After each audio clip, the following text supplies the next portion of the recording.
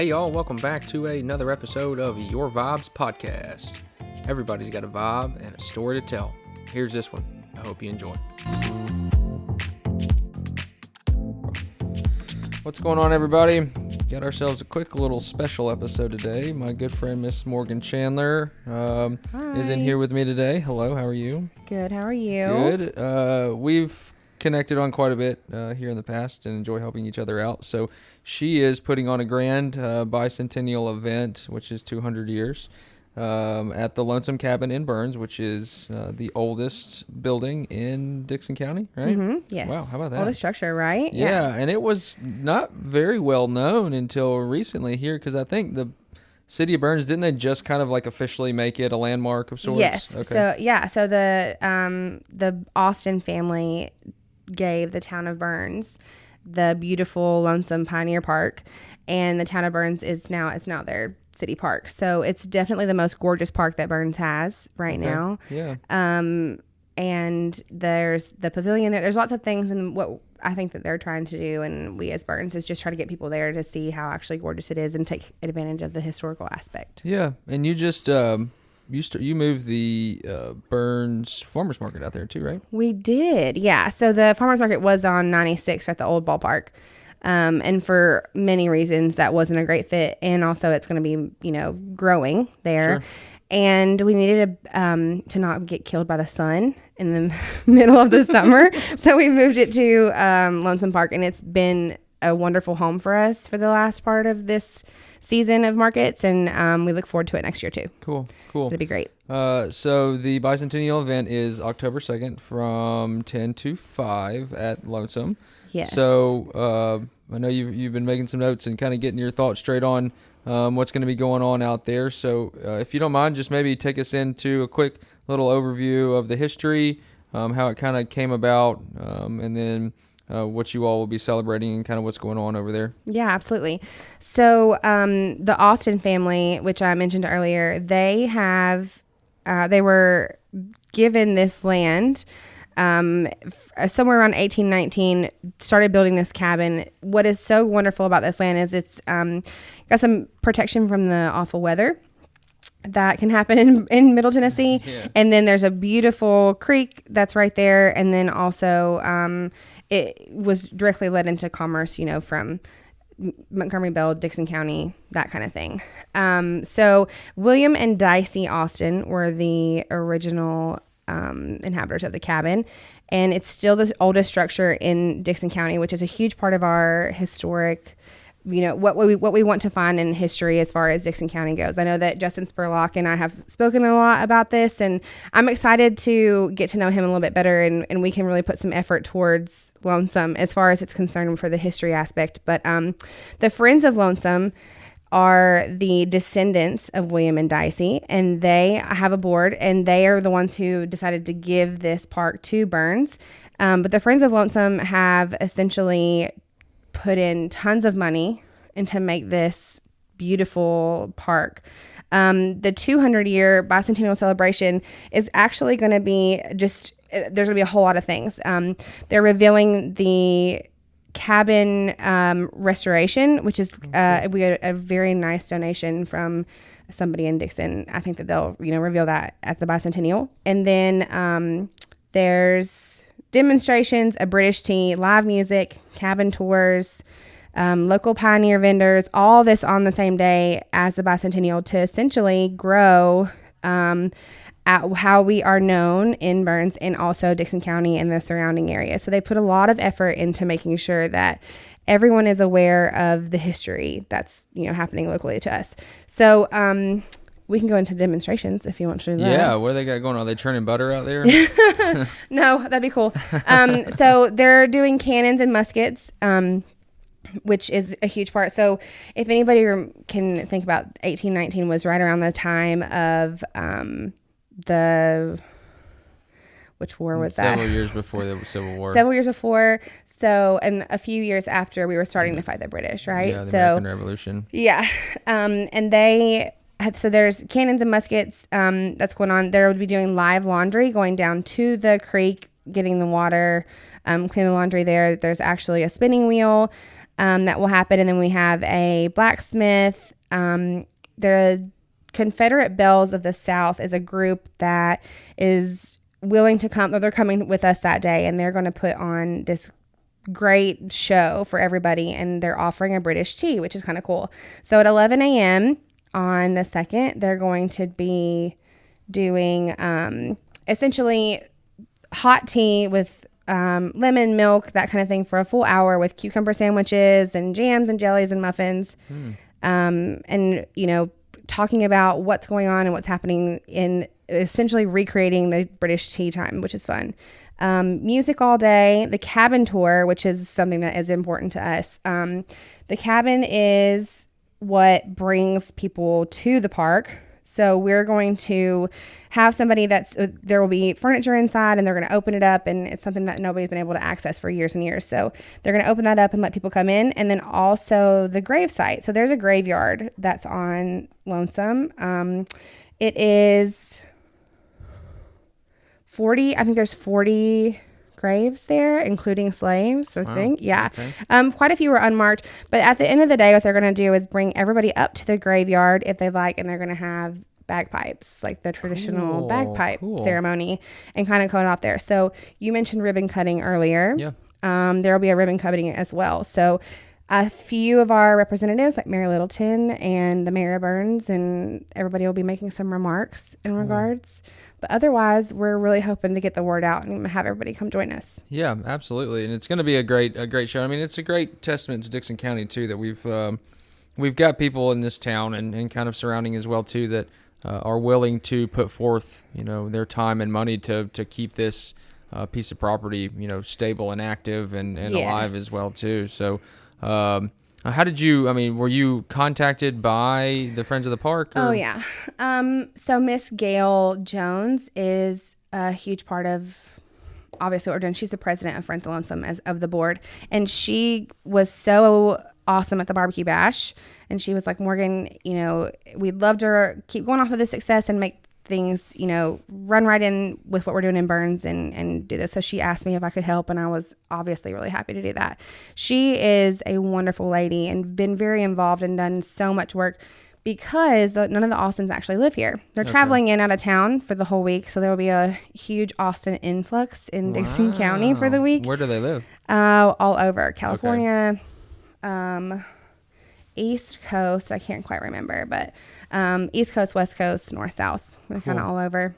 Yeah. That's awesome. Yes. So she's been great, and she's been definitely the one who's put on this. She's worked on this for 2 years. So we're just kind of at the cap and the peak, and we're making it come together for her, which we're excited about. 2 years. Yeah. Man. And so, I mean, what's been going on with it before? I know they kind of cleaned it up and dedicated it as well too, but is it an event space? Do people use the pavilion for an event space? Oh, yes. So the pavilion should be, it's a public park, right? So you can definitely come down and, you know, picnic and hang out and whatever for the day. That's something that I had no idea. It's a mini Montgomery Bell without all of the people. Okay. There's nobody there, right? Wow. So you can walk down to the creek and can take the trails. You know, there's gorgeous trails that go all around that butt right up against like the quarry. So it's gorgeous, right? How many acres is it? Do you know? I don't know the acreage.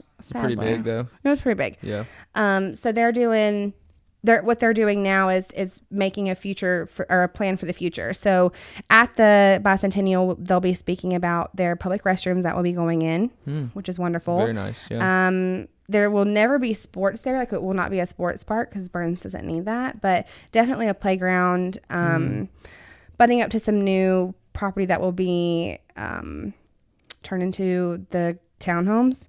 Oh, so they're using Lonesome as an amenity for that, which is great. But the park will be it's a definite hidden gem, and the park will be put on display for people to realize that its true worth. So it's something that Burns should be proud of, and I think that they are, and we're just trying to get people there. for sure. Cool. Yeah, and it sounds like they're trying to make it a full-on family-friendly type experience, for the future with the kind of playground and the parks and stuff like that as well too. So it's kind of whether you want to go just see the cabin or the pavilion, there's other stuff that will potentially be. It's something that we need, a public space that's accessible.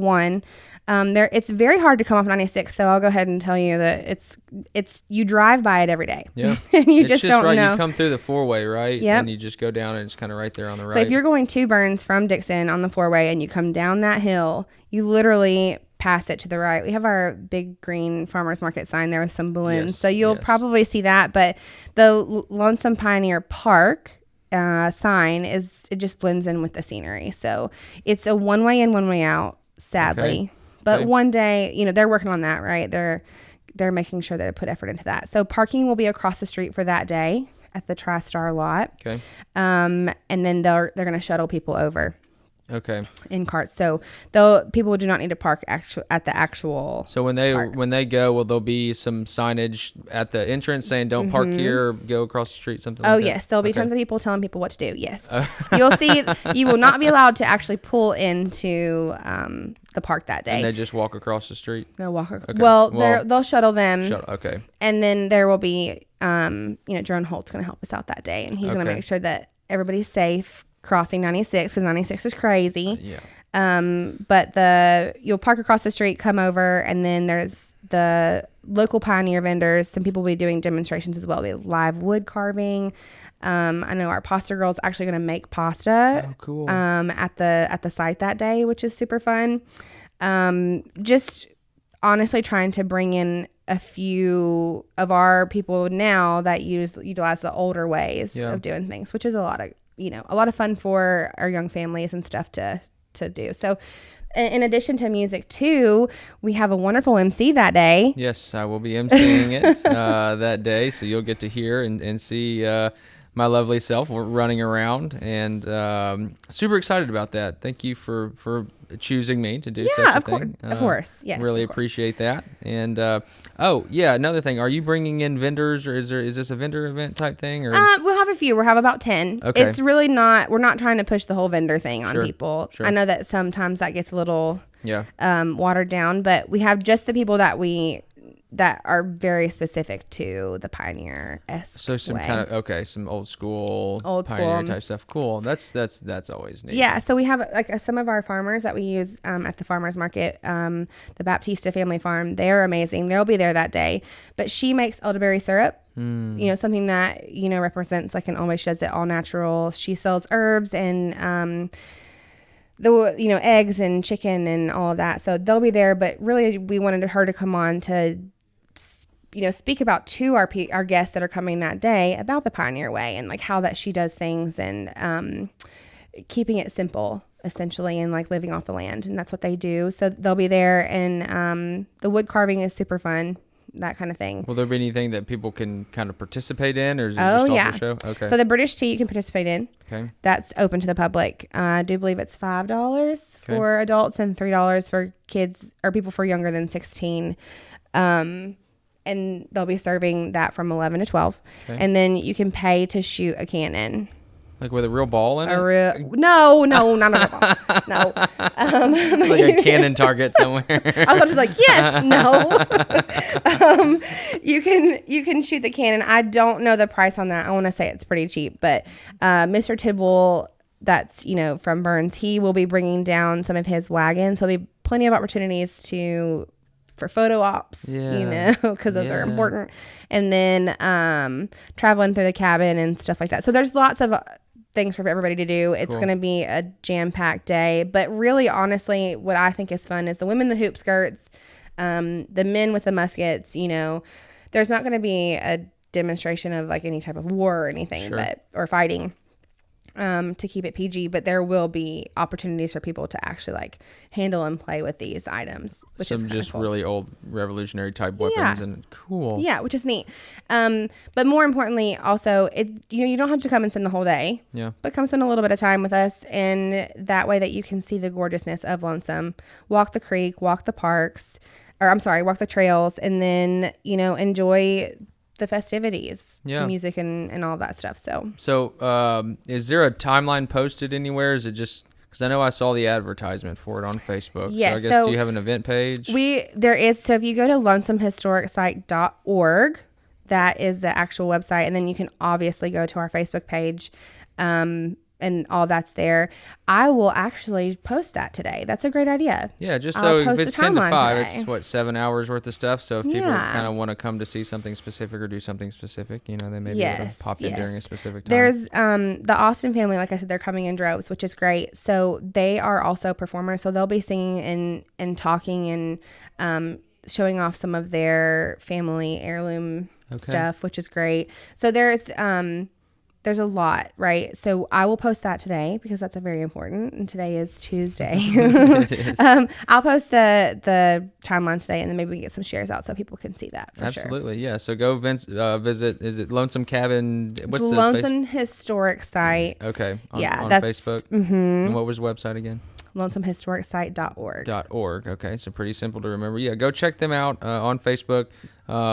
Interact with the event as well too. Just either interested or going or not going. Just because putting on an event is not easy, and you need to kind of know how many people are how many going to be there, and it'll also send you reminders too, so you don't forget. Sometimes Absolutely. the weeks can fly by, and getting those little Facebook reminders that you got something coming up October 2nd, will more than likely push you to go that way. So Morgan is an incredible person. She's got a lot on her plate and is constantly moving around, and killed the Burns Barbecue Fest, and I expect nothing less out of this as well too. Oh, it's gonna. I came on very late in this. They've definitely put the groundwork in.